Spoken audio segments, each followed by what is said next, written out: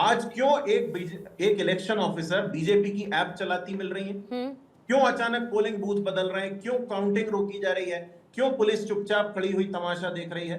ये सारी बातें नकार के अगर आप या मैं या कोई भी बीजेपी के लिए जबरदस्ती की चीजी लाइंस रिपीट करता रहेगा तो हम अपने बहुत खराब परिणाम की तरफ दौड़ रहे हैं। अरे और तो वो अगर आपको नहीं दिख रहा बहुत हो, अच्छी बात तो है ना महाराष्ट्र यश, की लेकर सड़कों को आइए। देखिए। आपने कहा कि आप लोगों को ये मानना चाहिए कि और ऐसा सोचना चाहिए कि कांग्रेस आउटडेटेड ना हो जाए। मैं कहती हूं कतई ना हो, कभी ना हो। और मैं तो चाहती हूं कि कांग्रेस आए, कांग्रेस परफॉर्म करे, लेकिन आप लोग नहीं कर पा रहे। ये आज की स्याह हकीकत है। और इस पर बात करने की बजाय, ये स्याह हकीकत जिस पर आत्ममंथन करने की बजाय, यही तो कहा, को लोग डेटॉल से यही तो कहा है। आती हूँ द्विवेदी साहब, आ रही हूँ द्विवेदी साहब, आ रही हूँ। यही तो मैंने कहा, यही तो दूसरी तरफ एकनाथ शिंदे कहते हैं कि आप इस नकारात्मक राजनीति से ऊपर ही नहीं बढ़ पा रहे।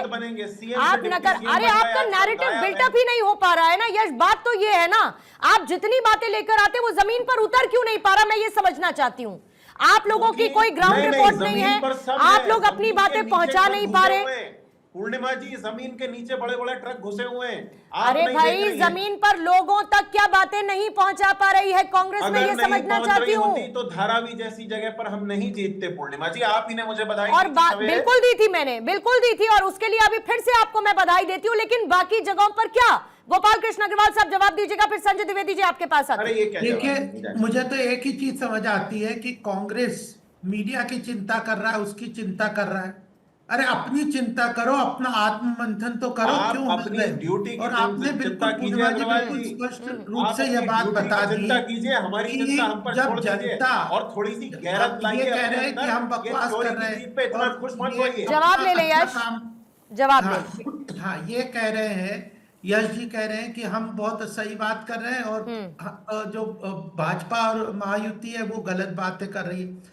अरे कौन तय करेगा? आप अपनी बातें कहते बार बार जा रहे हो, लेकिन जनता उसको रिजेक्ट कर रही है। पूर्णिमा जी, आपने स्पष्ट रूप से कहा बिना चोरी के अग्रवाल जी, अल्टीमेटली जनता प्रजातंत्र में अगर आप जनादेश सर्वोपरि, जनादेश सर्वोपरि। संजय द्विवेदी साहब, बीएमसी शिवसेना की परंपरागत ताकत रही है, बीएमसी शिवसेना की परंपरागत ताकत रही है। कितना बड़ा झटका इसे ठाकरे ब्रांड को मानते हैं आप? 45 साल में पहली बार ऐसे नतीजे देखने को मिले हैं। नहीं, हमारी बात सुन लीजिए पूर्णिमा जी। अरे आप ही की सुनने के लिए बुलाया द्विवेदी जी, बोलिए ना, सवाल तो पूछने दीजिए। जनता को मैं पहले धन्यवाद दे दूं कि हमारी इतनी बड़ी परिस्थितियों में कि हमारे पास चुनाव चिन्ह भी नहीं है, हमारे पास हमारे संगठन का नाम भी नहीं है, उसके बाद जनता ने जो हमको दिया वो इतना बहुमूल्य दिया है, उससे हमारे शिव सैनिक, हमारे नेता, हमारे लोग इतना खुश है जिसकी हद नहीं। जिसके बारे में बराबर टांग खींची जा रही थी, जिसके पास सब कुछ है, उसको पटकनी दे दी।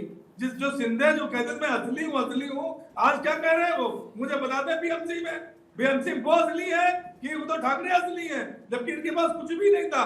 मैं जनता को धन्यवाद देता हूँ, नमन करता हूँ, शुभकामनाएं देता हूँ कि जनता ने उद्धव ठाकरे को समझा, उद्धव ठाकरे की जो कार्यशैली है उसको देखा। 2.5 साल का जो मुख्यमंत्री काल उनका था, उन्होंने जो कोरोना में काम किया, गैस सिलेंडर इंतजाम किया, जो उन्होंने कार्य उत्तर भारतीयों को जो उन्होंने कोरोना काल में ट्रेन से भेजा, उसका नतीजा आज है कि हमको इतनी बड़ी सफलता दी है। मैं हृदय से पूरी जनता को धन्यवाद देता हूं, नमन करता हूं उनको। संजय द्विवेदी जी, हिंदुत्व की पिच पर आप इतने बुरे फिसले, आप वहां के नहीं रहे।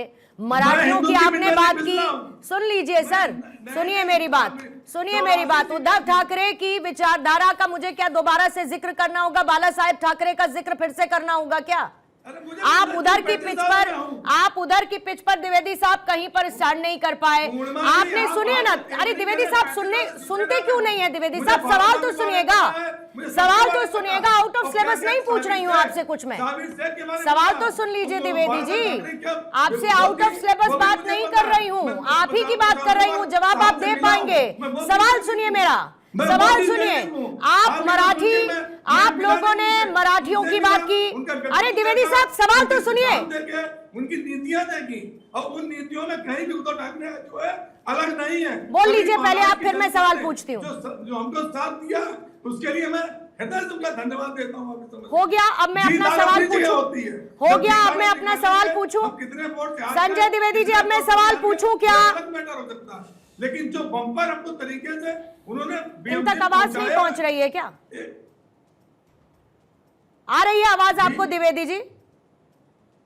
तो सुनिए सर, टू वे कम्युनिकेशन चल रहा है यहाँ, वन वे, एक तरफ पटरी पे गाड़ी नहीं दौड़ती जा रही, टू वे कम्युनिकेशन चल रहा है। पीछे मुझे बाला साहेब ठाकरे की तस्वीर नजर आ रही है, पीछे मुझे बाला साहेब ठाकरे की तस्वीर नजर आ रही है। तो आप कह दीजिए कि कभी भी उद्धव ठाकरे की हिंदुत्व की विचारधारा थी नहीं। आपने मराठियों को लेकर बात की, एमएनएस का आपने साथ लिया, जो गैर मराठी, जो बाहर से आए हिंदी भाषी लोगों के लिए किस किस भाषा का इस्तेमाल करते थे, वहां पर भी आपका कोई दांव पेश नहीं चला। इसके अलावा और भी ऐसी बहुत सारी चीजें जो उद्धव ठाकरे को करनी चाहिए थी, आपकी लेगेसी चली गई सर, आपकी लेगेसी चली गई, आपको दुख नहीं हो रहा है जरा सा भी? अब हमारी सुन लीजिए, हमारी बात सुन लीजिए ना। क्या लोकसभा चुनाव में राज ठाकरे ने भारतीय जनता पार्टी को समर्थन दिया था, तो सही किया था उन्होंने, तब वो सही थे, भारतीय जनता पार्टी सही थी भाई। उनको नुकसान नहीं हुआ ना, उनको नुकसान नहीं हुआ। नुकसान किसको हुआ? नुकसान किसको हुआ? संभाजी नगर सीट पर क्या हुआ? संभाजी नगर सीट पर क्या हुआ? छत्रपति शिवाजी महाराज की धरती संभाजी नगर, ससम्मान क्या हुआ उसका? वहां पर शिव सैनिक क्यों नहीं काम कर पाए? अगर अपने आप को शिव सैनिक कहते हैं आप, वहां पर क्यों नहीं कर पाए साहब? संभाजी नगर में क्या हो गया? मुझे हमें जो हमें जितना भी दिया है जनता ने, ठीक है, उतने में खुश रहिए, फिर उतने में खुश रहिए। हमें 80% समाज सेवा करनी है, 20% राजनीति है, उस हिसाब से जो है हम निश्चित रूप से कार्य करेंगे, अभी समझ लीजिए। ठीक है,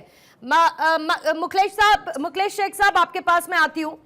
एनसीपी का प्रदर्शन उम्मीद से कैसे आप देखते हैं? मतलब जितनी आपको उम्मीद थी, प्रदर्शन वैसा रहा, कमतर रहा? अगर कमतर रहा तो क्यों रहा, कैसे देखते हैं आप? देखिए, एनसीपी, हम बीजेपी के और शिंदे साहब के साथ महायुति की सरकार चला रहे हैं, लेकिन हम साथ लड़ने वाले थे। लेकिन हमारे कार्यकर्ताओं ने आज किया कि हम अगर साथ लड़ेंगे तो बहुत ही अच्छा प्रदर्शन, और जनता जो लाडली बहन का, जो हमारी आदित्य तटकरी में मिनिस्टर है कैबिनेट महाराष्ट्र के अंदर, महिलाओं को जो देख सकते हैं, लाडली बहन के बारे में जो स्कीम लाया है सीएम साहब के और शिंदे साहब के नेतृत्व से लाया है। लेकिन हमारी पार्टी एनसीपी सबसे ज्यादा इसमें लोगों को मदद करने में लगे थे, और हम उनके साथ चुनाव लड़ने जा रहे थे।